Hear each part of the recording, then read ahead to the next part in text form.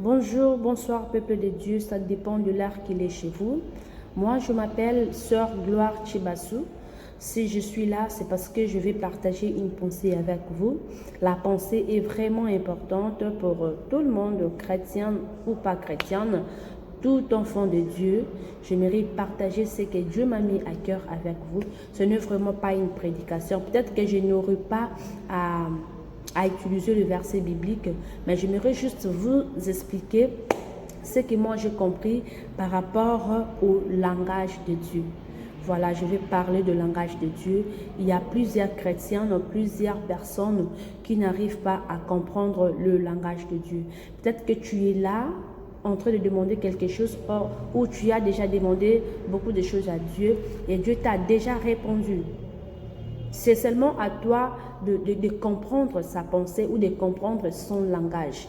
Voilà. Donc, si on ne comprend pas le langage de Dieu, on va tourner au rond-point pour ne pas avancer parce qu'on ne comprend pas le langage de Dieu. Voilà. Et avant d'avancer, j'aimerais définir le mot langage. Langage, c'est quoi? D'après ma compréhension, d'après ce que j'ai compris, c'est une manière d'exprimer ses pensées ou ses sentiments, ou encore un moyen de communication. Voilà. Quand est-ce qu'on peut s'exprimer? On s'exprime lorsqu'on veut peut-être dialoguer, informer, enseigner, instruire, démontrer, ça dépend, etc. Voilà.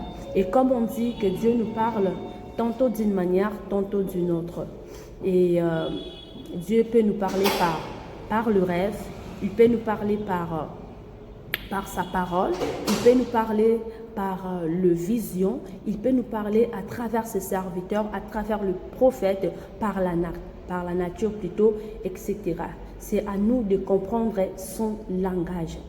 Alors, si tu veux comprendre le langage de Dieu, il faut que tu disposes ton esprit. Comment tu dois disposer ton esprit? Tu dois disposer ton esprit par l'aide du Saint-Esprit. Et comment tu peux recevoir ou agrandir ton intimité? C'est agrandissant ton intimité avec Dieu que le Saint-Esprit viendra à ton aide. Voilà. Quand nous prions, nous sommes censés lui demander le Saint-Esprit. C'est le Saint-Esprit qui va normalement nous permettre, nous aider à comprendre le langage de Dieu. Ce n'est pas par nos propres efforts. Voilà. Et j'étais en train de parler du langage de Dieu. J'ai dit que Dieu peut nous parler par sa parole. Dieu nous parle souvent par sa parole. Et plusieurs enfants de Dieu, plusieurs chrétiens n'arrivent pas à méditer la parole de Dieu, ce qui n'est pas bon pour nous. Peut-être que le problème que tu as, les difficultés que tu as, Dieu t'attend seulement dans sa parole.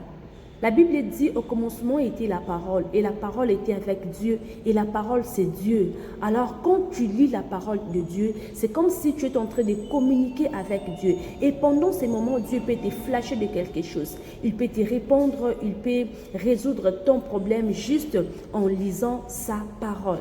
Voilà la raison pour laquelle je dis c'est vraiment important pour nous de méditer la parole de Dieu. C'est dans la parole de Dieu que Dieu nous parle souvent. C'est bien d'aller à l'église et suivre les prédications et tout, suivre les prophètes, c'est pas mal.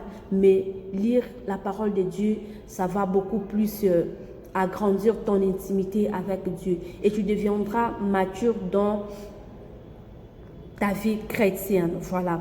Et Dieu peut aussi nous parler par le rêve. Comme je dis, il nous parle dans de diverses manières.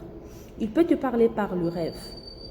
Là, nos esprits sont disposés, calmes, et Dieu nous parle souvent. Il y a plusieurs enfants de Dieu qui négligent le rêve. Les rêves, ce n'est pas à négliger.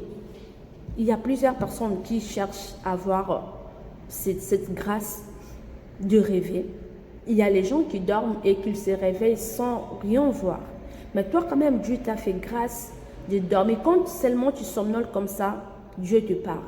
Et toi, quand tu vas te réveiller, au lieu de chercher comment comprendre la pensée de Dieu par rapport à ce que tu as vu, mais toi tu dis que ben, c'est juste un rêve et ben, c'est comme ça, ce n'est pas une vie normale, c'est un rêve. Voilà, or ce n'est pas ça. Ce n'est pas ça. Dieu peut te parler par le rêve. Si tu as rêvé quelque chose, essaye de chercher à réfléchir sur ça. Et si tu n'arrives pas à comprendre ce que tu as vu, tu peux chercher le serviteur de Dieu, leur expliquer ton rêve. Comme ça, les serviteurs de Dieu peuvent t'aider à comprendre le langage ou soit ce que Dieu veut de toi. Voilà, le rêve, sa parole, c'est très important dans nos vies. Là, Dieu nous parle individuellement. Dieu nous parle personnellement. Tu n'as pas besoin peut-être de chercher un interprète. Tu n'as pas besoin peut-être d'avoir je ne sais pas qui à côté de toi qui peut t'aider, qui peut être comme un pont entre toi et Dieu. Toi seul, quand tu parles, Dieu vient te dire quelque chose. Et quand tu lis la parole de Dieu directement, tu communiques avec Dieu. C'est vraiment important de ne pas négliger. Dieu aussi peut nous parler par les visions. Par les visions, c'est souvent quand nous entrons dans la profondeur de la prière.